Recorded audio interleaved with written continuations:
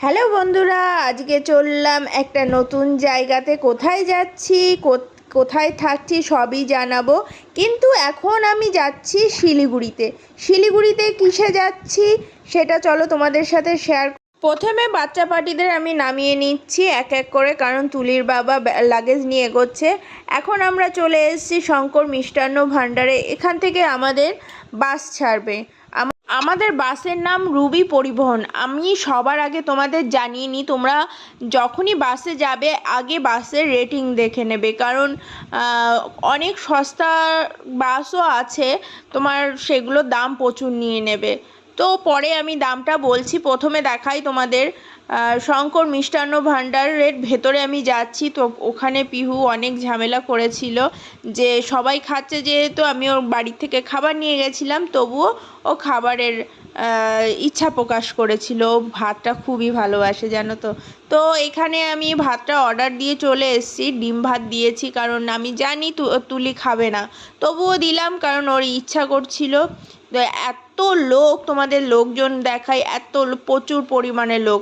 এই যে তুলি বসে পড়েছে, আমাদের অর্ডার চলে এসছে। পরে আমি খেতে পারিনি, কারণ খাবারের মধ্যে দেশলাই কাঠি পেয়েছি, ওর জন্যে খাবারটা ছেড়ে অবশেষে উঠে গেলাম। আমাদের বাসও চলে এসছে।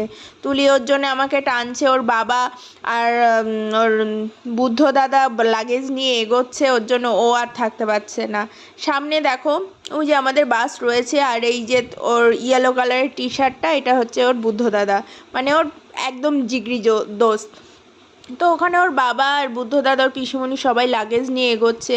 তুলি খুবই বিরক্ত করছিল। আমি একসাথে এতগুলো বাচ্চাকে নিয়ে যেতে চাইছিলাম না, আমরা 3টে বাচ্চাকে একসাথে নিয়ে যাচ্ছিলাম। এই যে তুলি এগোলো, ওর একদম শান্তি পেয়েছে। এই যে সামনে যে ব্লু বাসটা দেখছো, এই ব্লু বাসটা করে আমরা গেছি। আমাদের পার হেড 2500 টাকা করে পড়েছে টিকিট ভাড়া।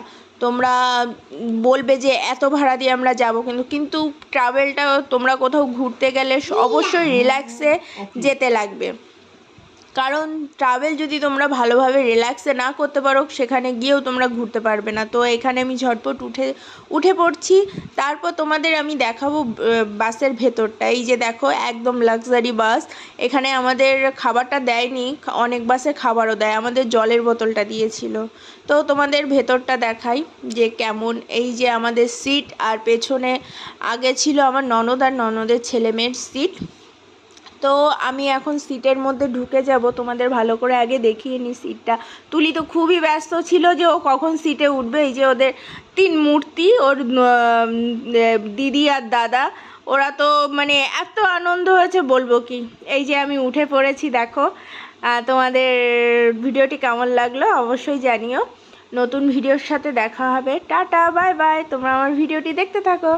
আর যারা আমার চ্যানেলে নতুন আছো অবশ্যই সাবস্ক্রাইব করো, সাবস্ক্রাইব করতে ভুলো না। লাইক আর বেল আইকন বাটনটা চাপ দিতে ভুলো না। Bye bye.